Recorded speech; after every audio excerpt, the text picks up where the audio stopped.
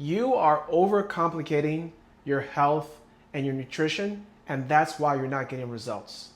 You see, we live in a modern world right now where there are so many conveniences and so much information from different people, different areas.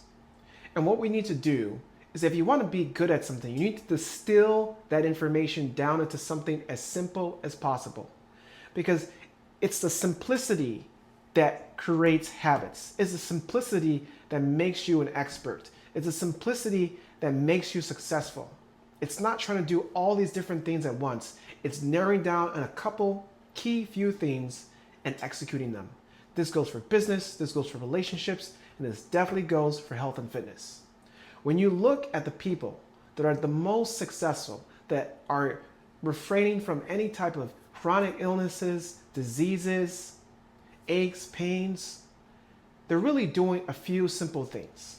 And I don't think it's really good to look at the West and look at, people who are online or people like not necessarily online, but people like longevity experts to use as your guide on being healthy long term.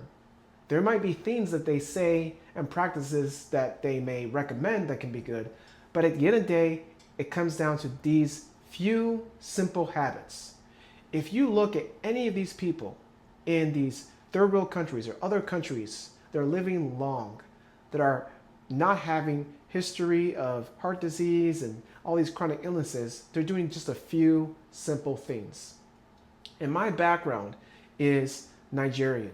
Both of my parents are from Nigeria, and I had the liberty of going there when I was in high school. And when I went there, I noticed a couple key things. The people who are living the longest, they are eating fresh, whole food. I know it sounds crazy, right? But just fresh, whole food. Food that doesn't have a bunch of additives and things added to it. It's not processed. They're eating food from the land. Number two, they are getting outside and getting a ton of sunlight.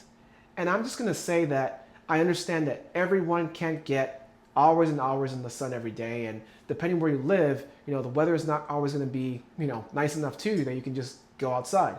But if you can spend your day, especially when you wake up, just getting 30 to 1 hour, 30 to 60 minutes of sunlight every single day, that's going to be medicine that you're going to have that's going to keep you healthy and in shape for the rest of your life. Number three, is just having a good community of people around you. People that actually care about you, people that challenge you in a healthy, respectful way. People that don't take your BS. What I mean is whenever you're trying to talk yourself out into something that you should be doing, or that isn't healthy for you, you have really good people that care about you, that are willing to say, come on, man, you're better than this. And not having the people who are going to honor your delusion, because sometimes we can be a little delusional for the good or for the bad. But if you are actually not being healthy and you actually are doing these habits or taking these steps to live your life in a way that's really not going to benefit you long term, you can't have those friends that are like, yeah, man, you're great, you're good, you good girl, you look beautiful, and all that. Compliments are fine. But when people are just saying things to you just because they want you to make you feel better rather than actually potentially offending you so that we can get to the root of the problem and actually improve your life, improve your livelihood, that's a big, big problem. I'd rather have friends or family that are going to tell me the truth because they know it's what I need to hear and they know that is the truth rather than telling me something that feels nice. That's a comforting lie. So those are the biggest things I really noticed. And, getting some movement for sure. But if you even can just walking, it's going to fix so many things because it helps, balance the fluid in your joints. It helps your mood. It helps your train of thought. It helps set your circadian rhythm.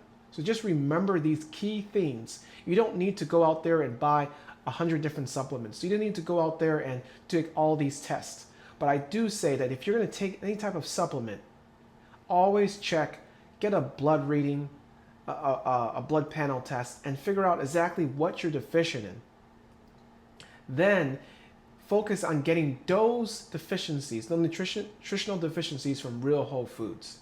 And even after that, if for some reason you can't get, you feel like it's not improving, increasing the amount of absorption that you should be getting from whole foods, then you can look into supplementing those specific things in the best quality you can. But focus on these key things because they are the simple, repeatable habits that you can take with you forever. And that's my wish for you, to live healthy, long lives without relying on all these distractions and all these conveniences that we think are actually helping us, but they're actually just a crutch.